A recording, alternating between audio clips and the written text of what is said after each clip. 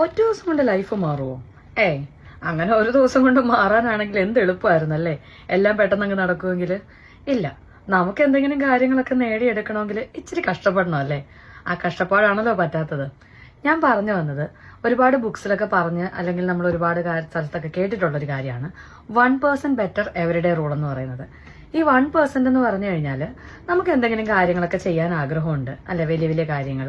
ഇപ്പോൾ ജിമ്മിൽ പോകണം ഇഷ്ടമുള്ള ആൾക്കാരാണെങ്കിൽ, അല്ലെങ്കിൽ ഹെൽത്തി ആയിട്ട് കഴിക്കാൻ ആഗ്രഹമുള്ള ആൾക്കാരാണെങ്കിൽ, എന്തെങ്കിലും പഠിക്കണം എന്ന് ആഗ്രഹമുള്ള ആൾക്കാരാണെങ്കിൽ, ഇതൊക്കെ നമുക്ക് എങ്ങനെ ചെയ്യാൻ പറ്റും? നമുക്ക് 1% വെച്ച് തുടങ്ങാമല്ലോ. അതായത് ഒരു 15 മിനിറ്റ് ഒന്നും നടക്കണം എന്ന് ആഗ്രഹമുള്ള ആളാണെങ്കിൽ 5 വെച്ചങ്ങ് സ്റ്റാർട്ട് ചെയ്തു. 5 വെച്ച് സ്റ്റാർട്ട് ചെയ്ത് നമുക്ക് പതുക്കെ പതുക്കെ ആക്കാമല്ലോ. പിന്നെ ഇപ്പൊ ഫുഡ് കഴിക്കാനാണെങ്കിൽ നമ്മൾ നേരത്തെ ഇതിനെക്കുറിച്ച് പറഞ്ഞിട്ടുള്ളതാണല്ലേ.